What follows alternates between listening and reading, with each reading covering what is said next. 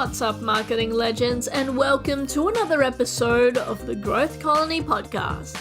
I'm producer Liza from X-Growth to tell you that each episode we bring in B2B leaders to chat about how you can achieve those everyday wins in the marketing world. Whether you're new to the B2B game, working at a leadership level, or even just showing some interest, we know you'll love the episode. So wherever you are, get comfy and enjoy the show. Hello everyone, welcome to another episode. I'm Shaheen Hoda with X-Growth, and today I'm talking to Kris Rudeegraap, co-CEO and co-founder at Sendoso. And we're going to be talking about building B2B influencer communities, how Sendoso has done it, what are some of the learnings along the way. There is going to be a lot of insights here. I am very excited. Kris, thanks so much for jumping on the podcast. Yeah, thanks for having me on. Exciting topic to talk about. Yeah, absolutely. I mean, when we were initially chatting about it and you just mentioned a few pointers, I was like, I want to hear more. There's just so much gold there. For anyone who in the B2B world that might have been, I don't know if this is possible, but if they have not heard of Sendoso, can you give like a quick overview of Sendoso and what you guys do before we dive in? Yeah, of course. I would love to. So we help companies build revenue, drive more leads by way of sending out gifts and direct mail. So we operate a global fulfillment center, global marketplace. We integrate into your marketing tech stack, your sales tech stack, and we make it really easy to click a button or set up an automation and send stuff to prospects or customers, breaking through that noise and booking you that meeting, accelerating that pipeline, or building better rapport so you can close that deal faster. That's awesome. And can you also give a little bit of an overview on the kind of influencer marketing at Sendoso? I have definitely more specific questions, but let's paint an overall picture for whoever's like thinking, okay, what is this going to be about, and so on and so forth. Let's paint an overall picture, and then let's get into the granular details of it. Yeah, for sure. So for us, influencers and advocates are semi-bucketed together, but some are incentivized slightly differently. But for us, it's how do we get external thought leaders, external influencers that are not employees at the company to talk about Sendoso in their social circles, online and publicly, privately, to drive awareness and lead gen for us. And how do we purposefully do so, measure the results, track it, spend budget on it so that we can see repeatable success. And we've done so in like a half dozen different ways that we'd love to get into the details on. Let's definitely do that. I mean, you kind of distinguished between advocates and influencers, of course, right at the beginning. I feel like there's more granularity to this than that. But let's maybe start talking about advocates. How do you define that? Tell me a little bit about that, and in terms of how does that work in Sendoso? Yeah, I mean, I think influencers and advocates can be very similar. If you squint your eyes, you might think about this person as an advocate, or are they an influencer? Because those words don't have like in a specific definition. But, for us, more on the advocate side would be more of like our super sender user community. These are power users who love us, who are not incentivized other than just wanting to share Sendoso out there and advocate for their success they've seen using Sendoso in their social circles, whether that's through an online community of fellow, growth marketers, demand gen marketers, sales leaders, revenue leaders, or whether it's on like LinkedIn or Twitter. You could call them an influencer, but I don't think they would call themselves an influencer, and they're not compensated like an influencer might be. But they are influencing revenue, they are influencing voice, they are influencing awareness. I see. So those are the super users. Mm-hmm. What's the next? And I think it would be interesting to look at this from the lens of a community as well, right? Because I feel like that is definitely what you've done. And there are different people in the community that interact with one another, which, by the way, for anyone who's listening, we're going to get very granular about communities and practical. Practical is the right word, I think, here, because there's so much that goes around about quote unquote communities. And, you got to build a community, and that's what's important. And it's like, okay, but how? Yeah. And it becomes vaguer and vaguer. So I think that's really cool. So that's one component of the community. The super senders are one component of the community. Who else is part of the community? Yeah. So the next I would say is what we call Senfluencers. That is a name that we invented. It's the merging of Sendoso influencers, is what you'd think it was. And this is a purpose built program where we go out and build one to one direct relationships with revenue thought leaders, folks that have big social presences on LinkedIn or Twitter. And we strike up a relationship with them that will have some kind of monetary incentive.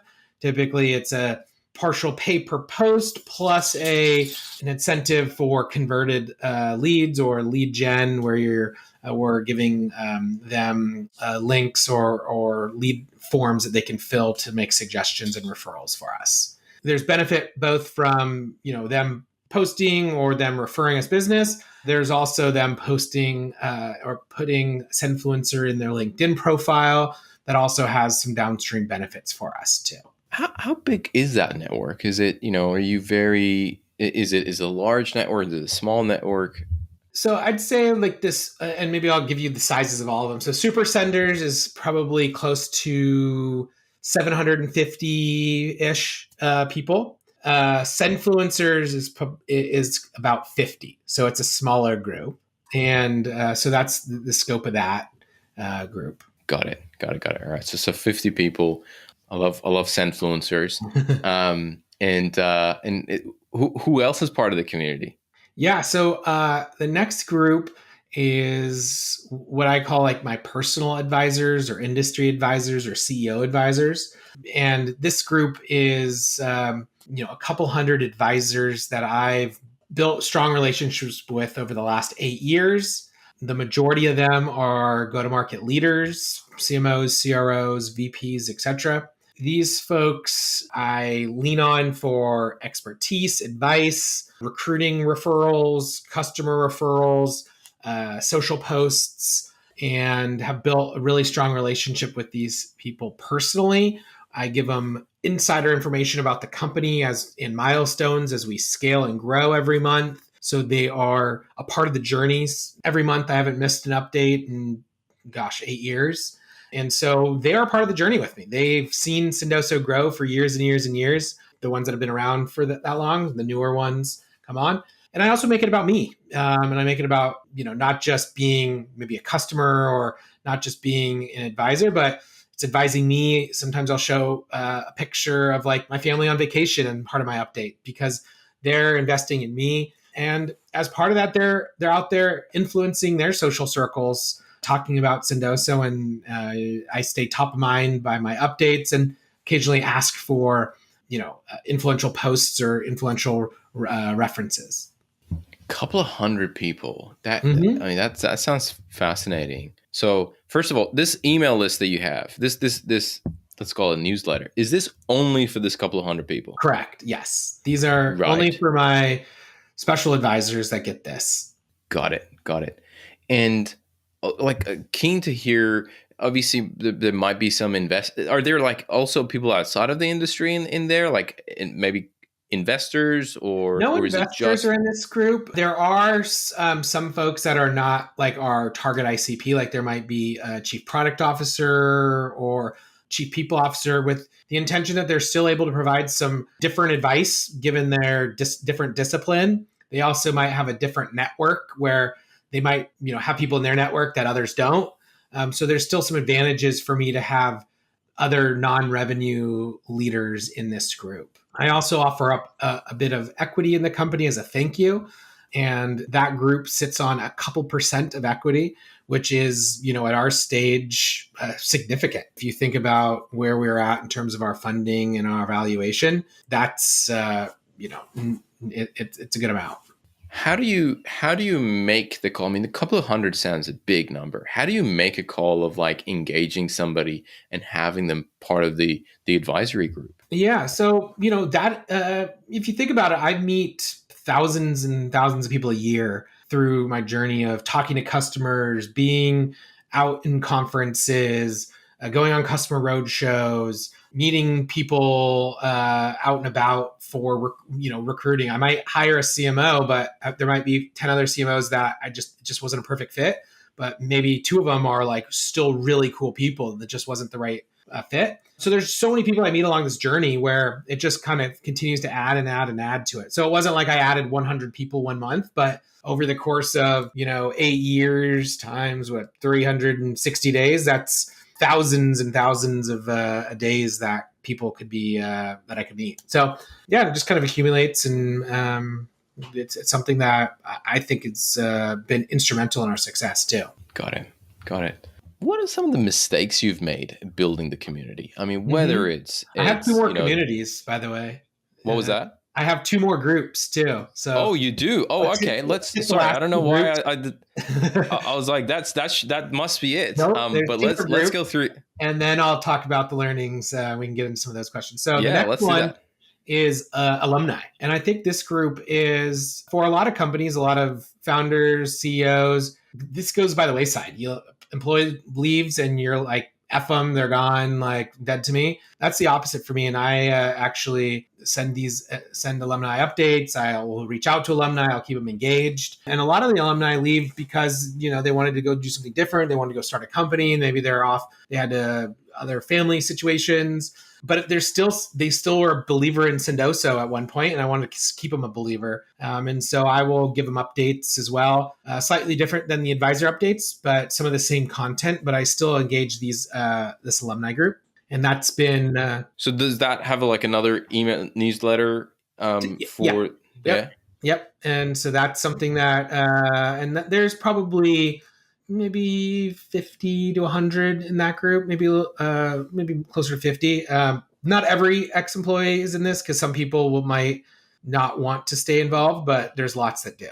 And then the last one is there's, some new startups that are focusing on B2B influencers. One particular called High Five we use, where you can actually go out and transact and search in their marketplace for B2B influencers and then engage them and pay them to work with you. So this is more transactional than I'd say like a community, but it is a part of our influencer plan. Interesting.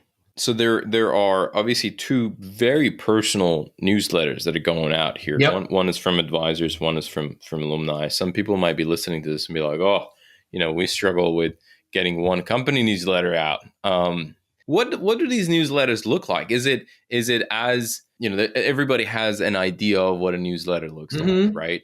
Can you paint a little bit of a picture of bullet points and some emojis, and it'll typically be a section of wins with 3 to 5 bullet points, some focus areas, 3 to 5 bullet points, lowlights, 3 to 5 bullet points, new logos or expansion logos, typically 10 to 20 logos, and occasionally I'll include some asks, 1 or 2. Although I like to leave asks as a separate email instead of this monthly update that is more just to be read and then more information than take action on. And these could be some of these are confidential numbers in the business. These could be strategic initiatives that we're kicking off. These could be leaky buckets that we're trying to solve. So stuff that you'd more likely share with a board member or an executive at your company, not a external person. But I think that's the beauty of my personal advisory group is you feel more connected because you're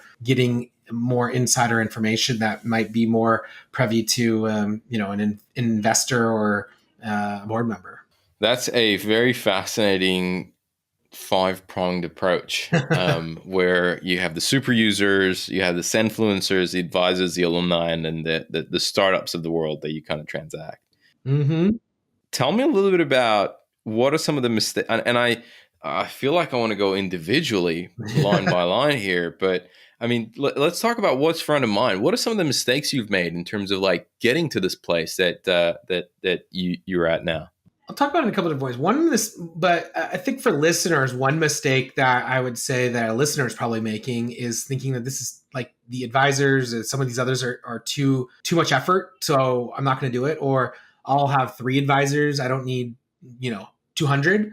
And I think the biggest mistake is lack of action and lack of like importance on building these compounding communities that if I was 8 years ago starting a new company and I didn't do this and I waited 8 years, like I would be screwed. These are all years and years in the making, all of these. And so that's a mistake that I would give advice is like start this yesterday. And even if it feels painful, like I block an hour a month to give an update to these folks. Like what's an hour a month, compared to the lifelong or company long effort. So that's just like my public service announcement. But in terms of mistakes I've made, I think for the advisors, I think it's not all transactional. It's in terms of asking for introductions, which is what some companies or some CEOs, founders tend to think about advisors is like, give me a bunch of intros. And there's some of these advisors I maybe burned out a bit by asking for too many intros, and instead getting their thought expertise, their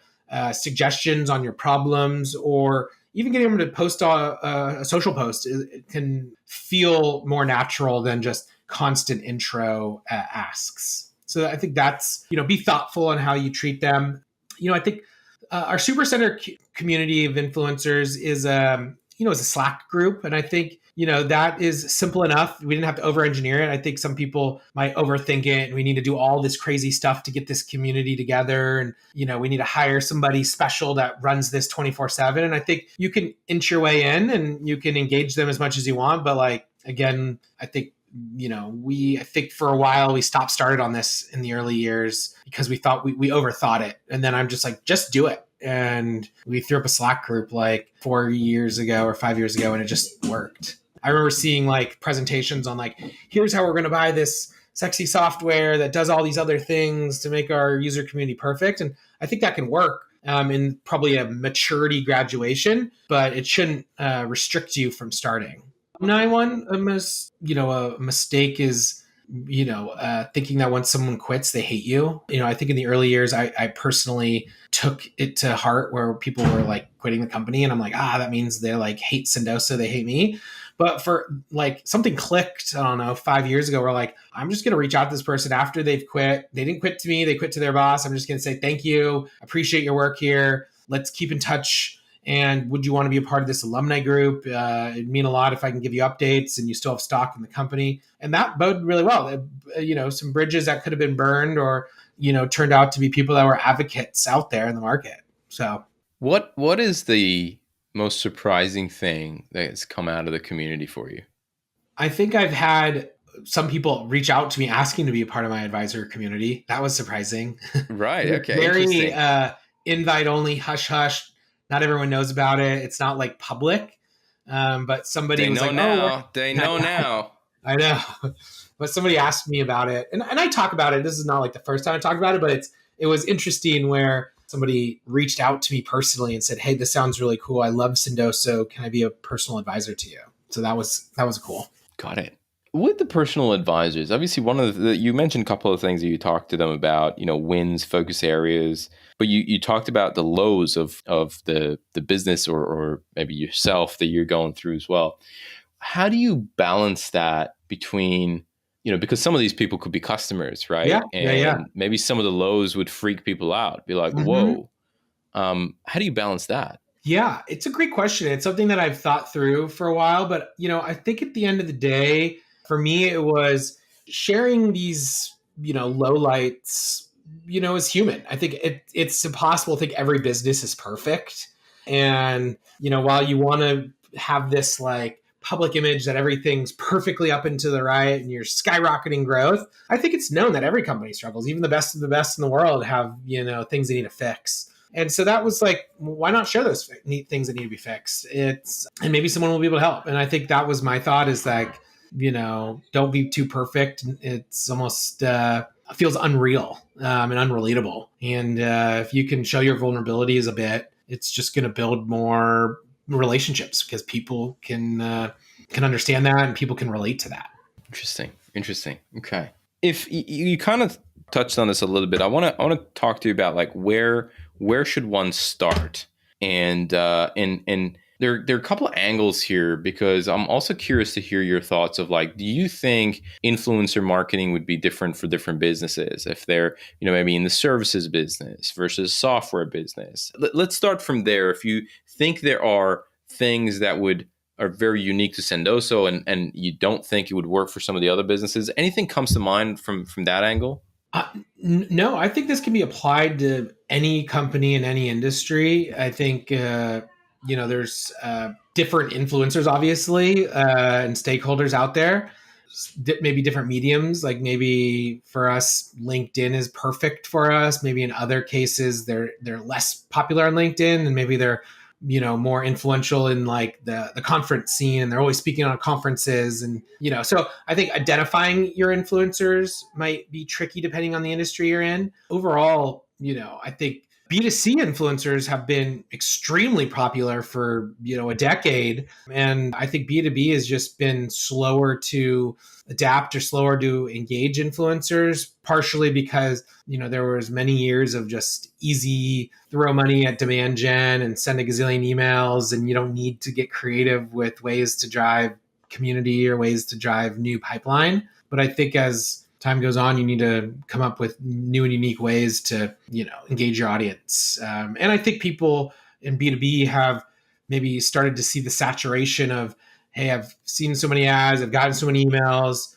but, someone in the CMO Slack group mentioned Sendoso, so that sounds interesting. I'll listen to that. I'm not going to listen to a banner ad or an email. And so I think times are also evolving where it's more critical now than ever. Someone's listening to this episode and they're like, okay, we need to start a community. Yeah. We need to really rethink our community program. What is your advice to them in terms of where to start? And I know one of the advices was just start. Yeah. Don't complicate it. But maybe outside of that, or maybe you want to build on that, I'm not sure. But yeah, what would be your advice to someone who's thinking that? Yeah, so I think the couple of the obvious ones I'll say, like our user super sender community, our Sendfluencer program, and my personal advisors. Those are probably the three more obvious ones to go after. And tactically, I think it makes sense to go put a one-pager memo or like 5 slides on how you get the community, what their goals are, who's going to own what part of it. Because like, for example, some of these, like I own a lot of our advisor community, but our Sendfluencer has another owner and our super centers have another owner. And so we've kind of divided and conquered. So I think put together a brief, like little project plan for each of them. There's a bit of legal. So go check that box, get a 1-page advisor agreement written up, a Sendfluencer agreement or an influencer agreement. I don't think you probably need an agreement for your user community, but some companies might need some kind of opt-in for that. And then I think at that stage, it's, you've got the concept, you've got the legal check boxes, you got kind of a plan, and then just go start talking to people. I think that's as easy as it is. Don't be scared. Go talk to a couple of customers and invite them to a community. Go talk to, a couple of strangers with big followings and see if you can pay them to promote you, and go talk to a cool, executive in your space and see if they'll be a personal advisor to you. What is your advice to people who might be listening to this and they're like, well, I can't, I'd love the personal advisor concept, but I can't dish out equity and give it to these people. Maybe they're not in that position. Maybe they're not maybe they are a founder, but not in that position. Maybe they're not a founder and just don't have that ability, right? What are your thoughts on that? Yeah. The way that I think about it is, that's definitely true. If you're like a head of growth marketing listening to this, you're probably like, I don't know how to get more shares. I want more shares myself even. But I think that's where you put together a program brief and you go pitch your CEO on it and say, hey, I heard this cool podcast that has all these advisors, something that you could do. I think there's a lot of CEOs out there that want more thought leadership. And this is a path to thought leadership. And this is a program that maybe, a growth leader, revenue leader could be like, hey, here's our community and influencer strategy. There's 4 groups, 3 groups, 5 groups. One, I need you to own CEO. And part of it is going to be offering up some equity. And, it's incremental. It's not a huge amount, but it goes a long way, according to Kris Rudeegraap, whoever that is, as this is pitched. But hey, it worked for me. It should work for the listeners. There's a small chance it doesn't work without equity, but I think you build this unique relationship by offering up an incentive to certain people that's not just directly like paying them dollars for their time. I think paying them dollars for our Senfluencer program is perfect. And in fact, I don't think that those Senfluencers actually would be like, hey, if you post, I'll give you like 50 shares. Like that actually is a more monetary transaction. Same with our high five, like pay to post kind of model. But I think for other groups, you need to be thoughtful on equity versus cash. Kris, I got a couple other questions I want to ask you before I do that, but there might not be as related to communities. But sure, ask away. Is there anything before I go there? Is there anything else on communities that you think we should cover that maybe I haven't asked? Yeah, some great questions. I think we talked about some of the pains. We talked about some of the pros, sizes, how to get them. Yeah, I think that feels like. Is there anything on the roadmap for you in terms of the next iteration of the Sendoso community? Or right now is doubling down on what is working? Yeah, I think there's thoughtful ways on how do we bring together these groups in person more. And I think that's in smaller settings or in more intimate like meetups. So I think that's something that we're thinking about more. How do we create more content with these communities that can be more evergreen? Whether that's podcasts, interviews, video segments, blog posts that we can then live on and outlive or create snippets from that could be used in other marketing efforts. So I think those are probably the biggest things that are coming up. Okay. Outside of building communities and influencer marketing, what are some of the other stuff that you're testing with right now that maybe not everybody else is testing? Yeah, let's see. I'd say we're a bit past the testing phase, but we're in all-out go phase with our automated outbound engine built on top of Clay, clay.com, that is. And that's been pretty exciting. Rethinking the very manual efforts that SDRs do, a lot of copy and paste, a lot of go read and copy and, a lot of pulling data from here to there, adding person from here to there. And we've been able to automate all of that and streamline our outbound efforts. So I think a lot of people are maybe seeing lack of results from SDR teams. I'm hearing that outbound is dead. I don't think it is dead by any means. It's working amazing for us.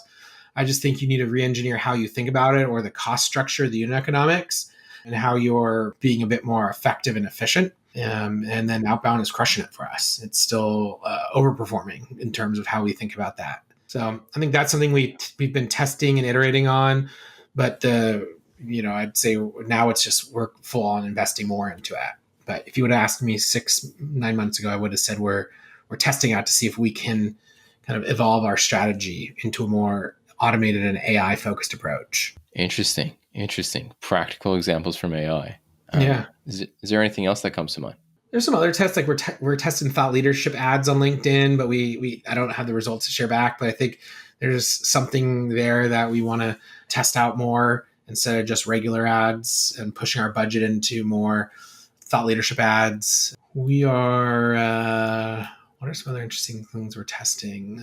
We're testing more intimate meetup events, like smaller scale and trying to see if we can get just a handful of people at dinners. Nothing new, but for us, it's a little newer. We were more big conference focused for a while.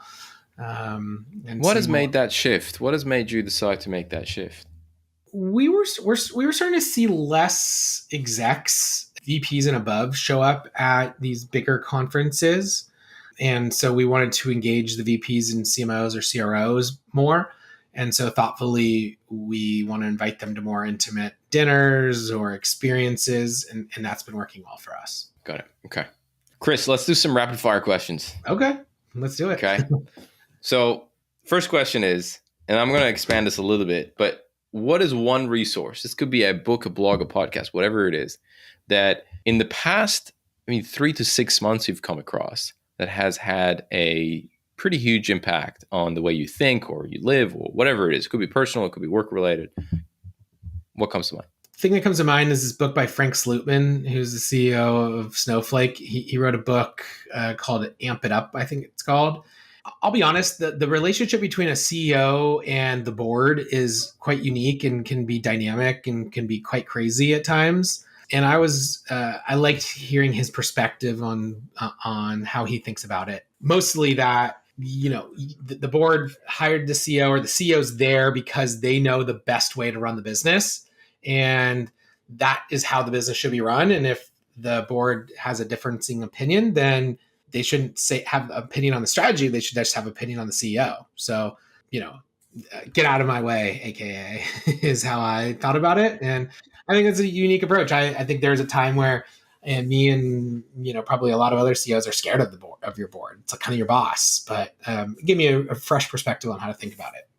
Love it. Okay, if you could give one advice to B2B marketers, what would it be? Go out and start a community of influencers. No, I think that's too good advice. It's too personal.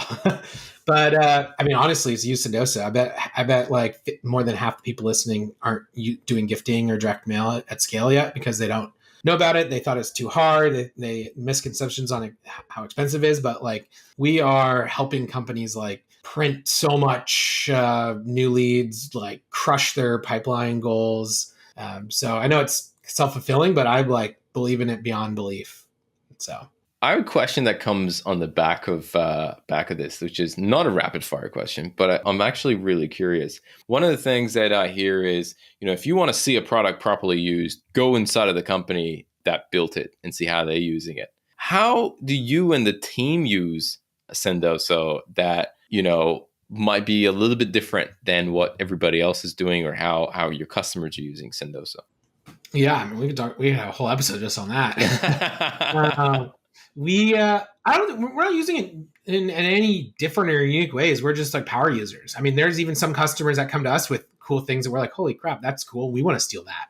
So I think it's just, we are all in on integrating in gifting and direct mail across the entire buying and customer lifecycle. And we think about gifting and direct mail as a strategy and as a tool to improve conversion rates where there's leaky buckets, whether it's helping with more meetings, whether it's demo show rates, where it's second call, whether it's, trying to close pipeline faster. We're always analyzing every single metric across the entire business and seeing, can we throw a gift in here? Can we mail something here? And can we test that? And can that improve something? Even, I think there's a few ways that our customers surprised us, which I think are cool stories, where one of our customers was putting, a handful of different gifts in their like Google and Facebook ad programs. And I was like, well, that's interesting. So you're dropping in this like Yeti mug, take in as a kind of an incentive for clicking into an ad and talking to a sales rep about their product or service. We're like, that's a great idea. Like, let's do more of that ourselves. So there's a lot of these like nuances where we're like, that's cool. Let's steal that. Is there another example that you can think of that, you and the team have kind of executed on gifting that you're like, this is one of my favorites? Does anything come to mind? I'm sure there's some that come to mind, but what is, if we want to touch on one? I think the are you looking more for like a campaign that we've run, or more of like a use case? We're getting technical here, and I'm not completely sure. I could go down. I know everything. I just spent the last 8 years living and breathing this, so I could go in many different angles. I'm just wondering if there is an example that you're like, we did this campaign, or maybe not use case, maybe more of a campaign of like we leveraged direct mail in this format, and this was awesome, and this was how we leveraged it. Does anything come to mind? Yeah. So, I think one of the most successful campaigns we did was actually a spam campaign where we actually allowed you to spam your friends with cans of spam. And it was kind of this like reverse marketing where it said like, don't spam, use direct mail and gifting, but we let people spam. So it was kind of like catchy fun, and it just went viral, and we got like 10 million in pipeline overnight from it. Wow. But I think the moral of that story is like, gifting and direct mail allow for this like level of creativity that is hard to showcase in other channels. Like, I don't know the last time someone's like, that's the coolest email I've got. I printed it and it's sitting on my desk. Or that banner ad, like I clicked it 50 times. It was awesome. So I think that, you just have this level of creativity and this level of being able to wow prospects and customers in a unique way. Partially the psychology of the tangible asset of getting something in the mail, partially just the nuance of, that the channel of gifting and direct mail is hard to fatigue because there's just cost behind it. I could send 100 million emails tomorrow and it'd cost me like $1, I'm being facetious, but in theory, it's not crazy expensive. If I sent 100 million gifts tomorrow, it would be expensive. So it kind of prevents you from getting 100 million gifts, in your inbox tomorrow. So it makes it just more cool. And then because of that, you break through the noise and you convert more and drive more meaningful engagements. Love it. Okay. Kris, who are some of the influencers that you follow? Yeah, I mean, I'm a big follower of like Mark Benioff. I'm a fanboy of what he was able to accomplish through Salesforce and all the ways that acquisitions. And I was really intrigued by Agentforce and what he announced or what the team announced at Dreamforce as it relates to AI agents and their push there. So yeah, I think he's like the OG influencer in sales. Yeah, he is. He definitely is. Last rapid fire question is, what is something that excites you about B2B today? I think we're on a new frontier for go-to-market. I think what worked 10 years ago is not necessarily going to work tomorrow, even what worked 5 years ago or 2 years ago. And so I think B2B is all about testing, figuring out what's new, trying growth hacks. And I just love like being on the frontier and coming up with ideas and seeing my team execute and sharing those ideas with the world as we, as things evolve in front of us. So I think it's not boring at all. Kris, this was an awesome conversation. Yeah, likewise. I enjoyed it. Great topic.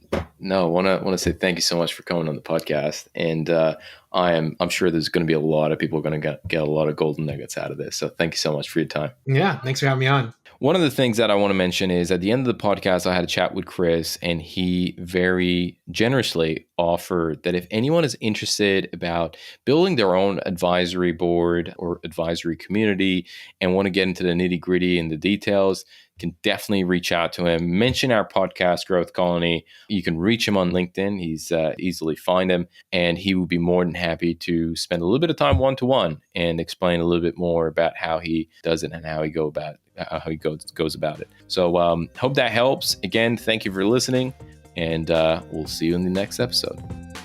Today's episode of Growth Colony was produced by Liza Maywald and Alexander Hipwell. It was edited by Dave Samito with additional editing by Liza Maywald and music arrangement by Liza and Alexander. Special thanks to Tina Wabe. We couldn't make this show without you. This episode was hosted by Shaheen Hoda, Director of Growth at Xgrowth. If you enjoyed the podcast, please subscribe and give us a rating on Spotify or Apple Podcasts. If you'd like to know more about Growth Colony, check out our newsletter and subscribe with the link in the pod description. Do you think you'd be a great guest or just interested in a chat? Send through an email at podcast@xgrowth.com.au. That's podcast@xgrowth.com.au. Or fill out the form in the description. That's all for now. We'll catch you next week right here on Growth Colony.